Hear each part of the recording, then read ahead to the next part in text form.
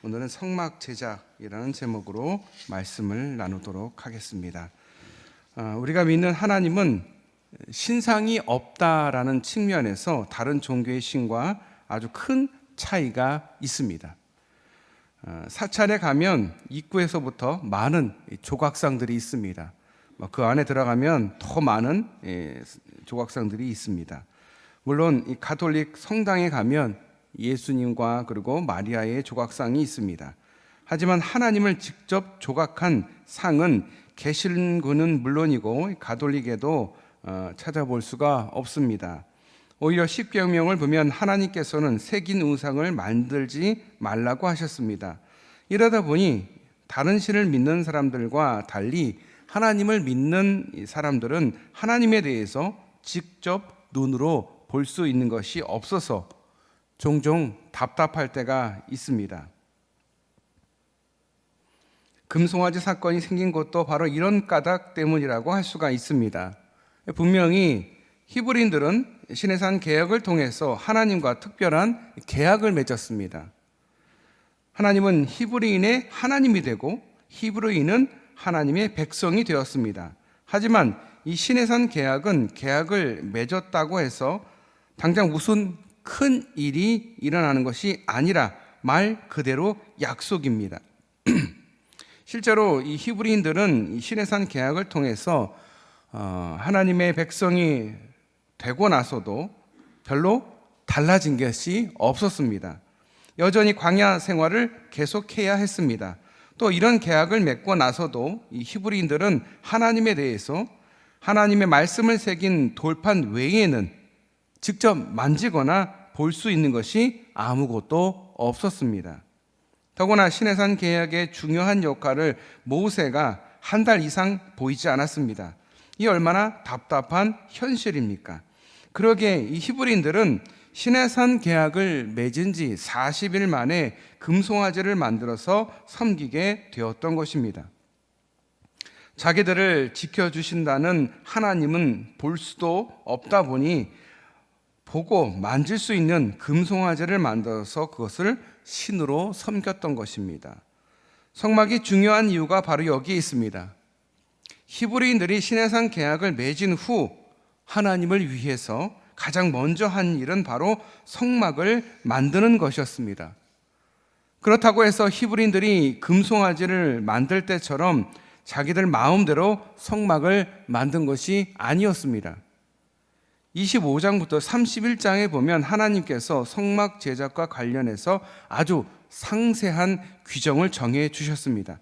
그리고 35장부터 39장까지 해서 히브리인들은 금송아지 사건이 수습된 후에 하나님께서 정하신 그 규정을 철저히 지키는 가운데 성막을 만들었습니다. 그렇다고 성막이 강제 동원으로 만들어진 것이 아니었습니다.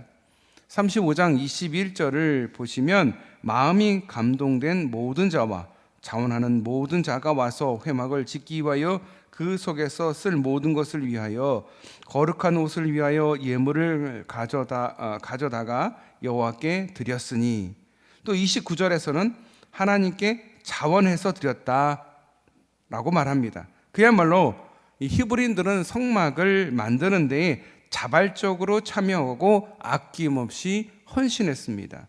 그래서 36장 7절을 보면 있는 재료가 모든 일을 하기에 넉넉하여 남음이 있었다라고 합니다.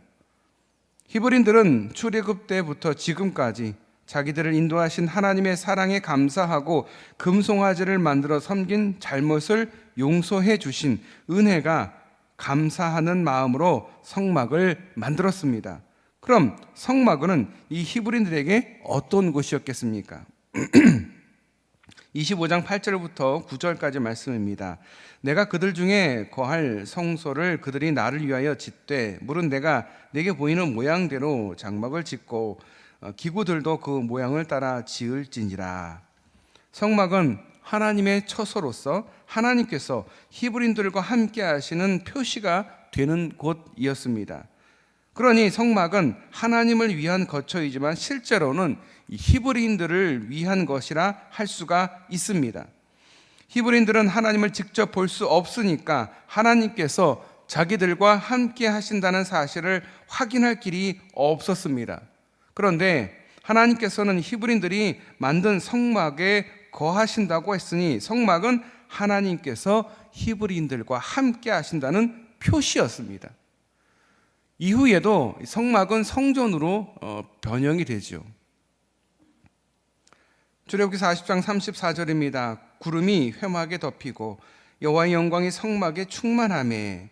성막은 하나님께서 히브리인과 함께 하시는 곳으로 하나님의 영광이 충만한 곳이라고 했습니다.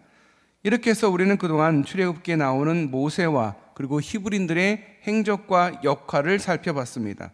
그런데 모세와 히브리인의 행적은 출애굽기뿐만 아니라 레위기에서도 계속 되고 있습니다. 출애굽기는 출애굽한 그 히브리인들이 모세의 도움으로 하나님과 시내산 계약을 맺고 그리고 하나님께서 거하실 성막을 제작하는 것으로 끝이 납니다.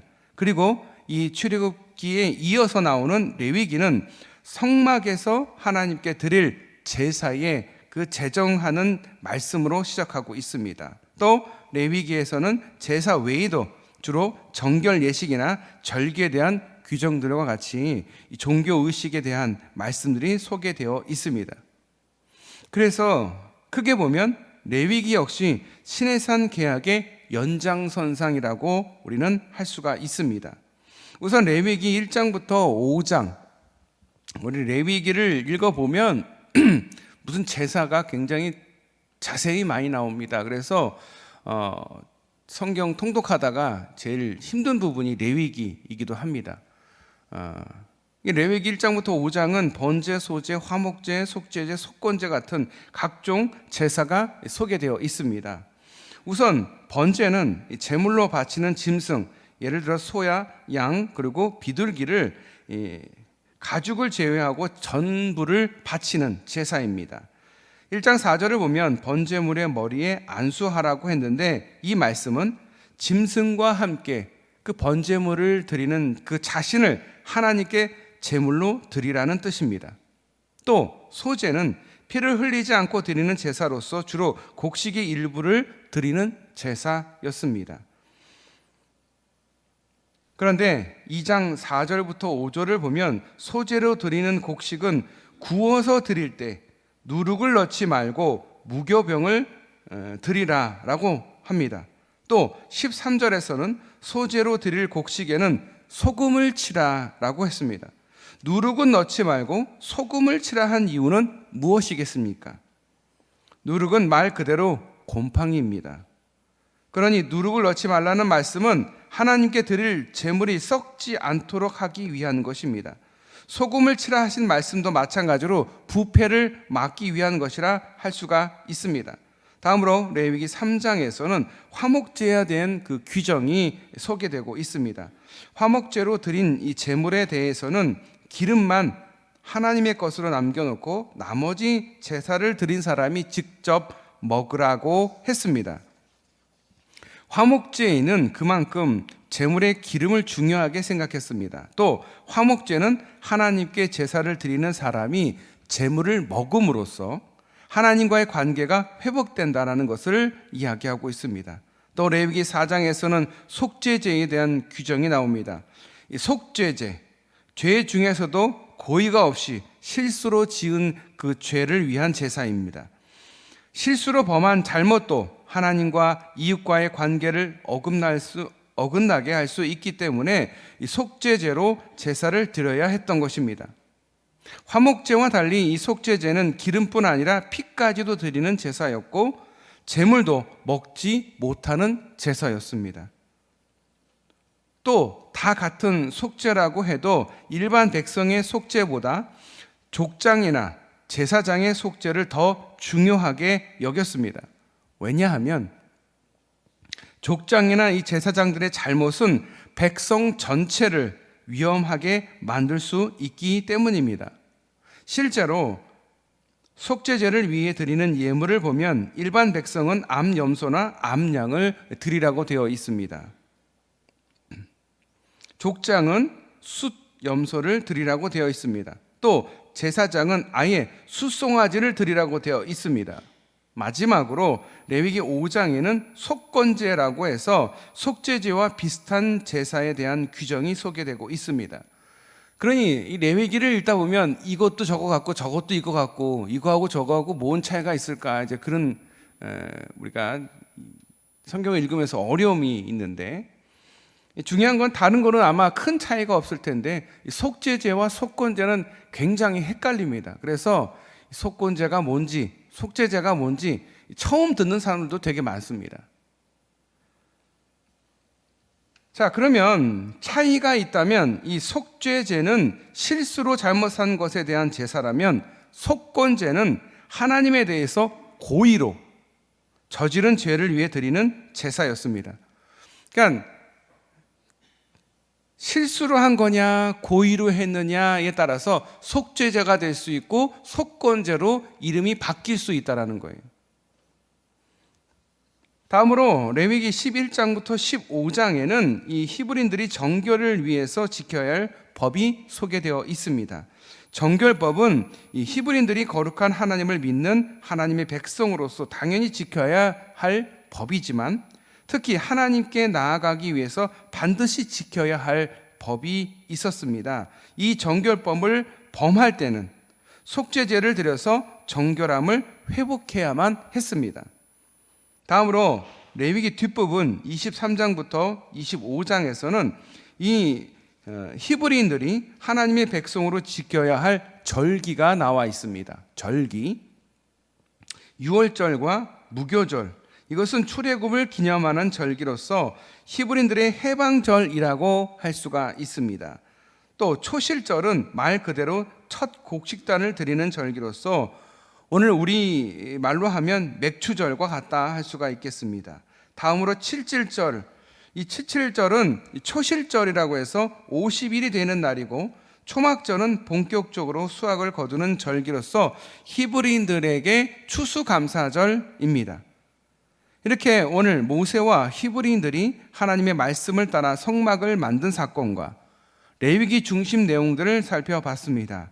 이 가운데 성막 제작을 통해서 우리는 어떤 교훈을 얻을 수가 있을까? 성막은 무엇보다도 하나님께서 히브리인들 가운데 거하시는 곳이라고 했습니다. 여기서 거한다라는 말은 주거하거나 거주한다는 뜻보다는 만남과 동행의 뜻을 가지고 있습니다. 만남과 동행.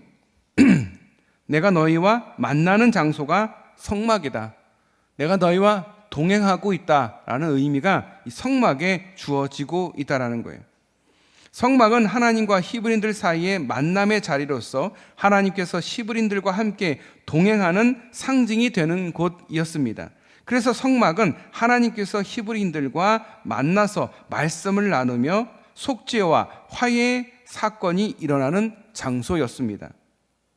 다음으로 성막은 거룩한 참 예배를 드리는 곳이었습니다. 실제로 처음 만들어질 때부터 성막은 하나님의 지시에 따라 제작된 거룩한 곳이었습니다. 그래서 성막은 제사장조차 함부로 다닐 수가 없는 곳이었습니다. 그러기에 성막에서 드리는 예배는 그만큼 거룩하고 진실한 예배였습니다. 또 히브리인들은 이런 거룩하고 진실한 예배를 통해서 자발적인 응답을 했습니다.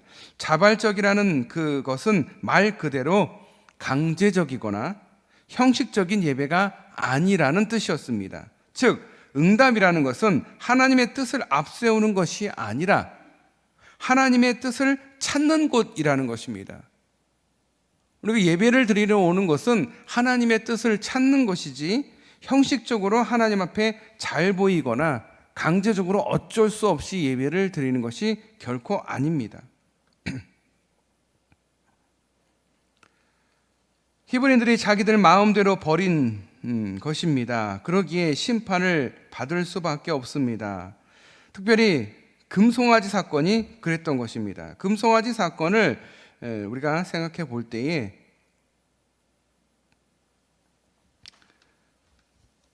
성막 자체가 하나님의 지시로 만들어졌고 그래서 성막 안에서도 제사장이 함부로 할 수 없어서 들어갈 때 방울을 달고 들어갑니다. 그리고 끈을 뒤에 매달고 들어가서 소리가 안 나면 문제가 있고 혹시 죽었을지 몰라서 뒤에 밖에 있는 사람이 끈을 잡아당겨서 죽은 시체를 끌어내기도 했다고 합니다.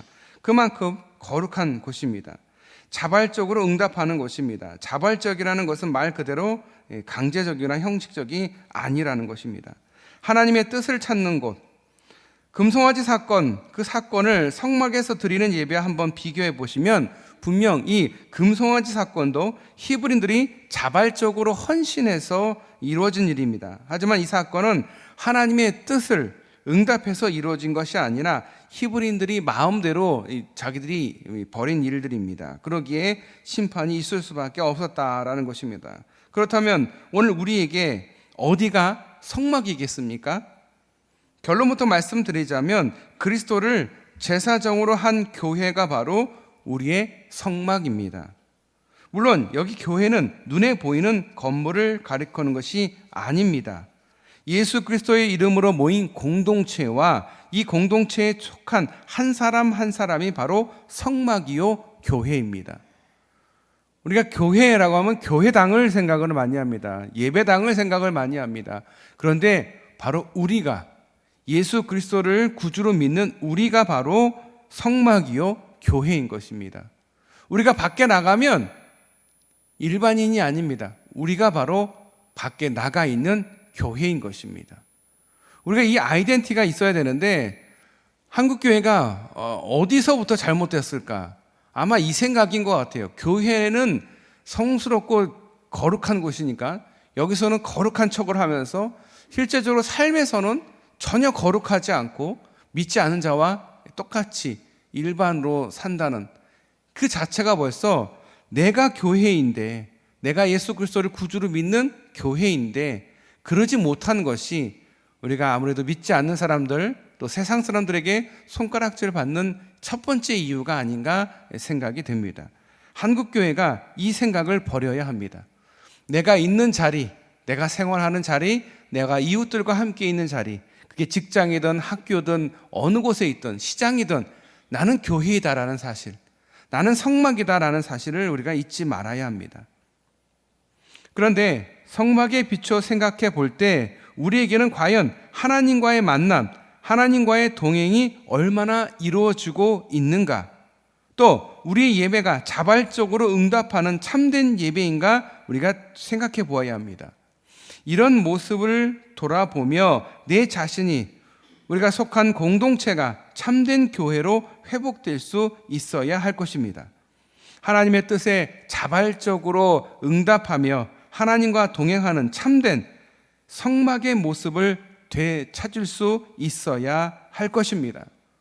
또한 우리가 세상에서 내가 성막이다라는 사실을 잊지 말아야 할 것입니다. 그래서 말고 행동도 참 조심스러워야 합니다. 교회에서만 거룩한 것이 아니라 세상에서도 거룩해야 됩니다. 세상에서도 우리는 빛과 소금의 역할을 감당할 수 있어야 합니다. 하나님이 기대하는 것은 그것입니다. 반만 믿는 믿음이 아니라 전부 다 하나님께 헌신할 수 있는 믿음. 사람이 보든 안 보든 내가 하나님의 사람으로서 하나님을 나의 주인으로 모신 하나님의 자녀로서 하나님의 종으로서 살아가는 저와 여러분 되시기를 주님의 이름으로 축원합니다. 기도하겠습니다. 하나님 아버지, 하나님께서 저희들을 사랑하셔서 구원하여 주시고 예수 그리스도의 이름으로 모여 공동체로서 주님 앞에 기도하며 주님 앞에 예배하며 엎드리게 하신 하나님 감사합니다. 우리 한 사람 한 사람이 바로 성막이요 교회임을 잊지 않게 하여 주시옵소서. 내가 과연 하나님과의 만남, 하나님과의 동행이 이루어지는 삶을 살고 있는지 매일매일 순간순간 나를 되돌아보며 성찰하며 참된 예배자로 살아가기로 기뻐하는 우리 모두가 되게 하여 주시옵소서.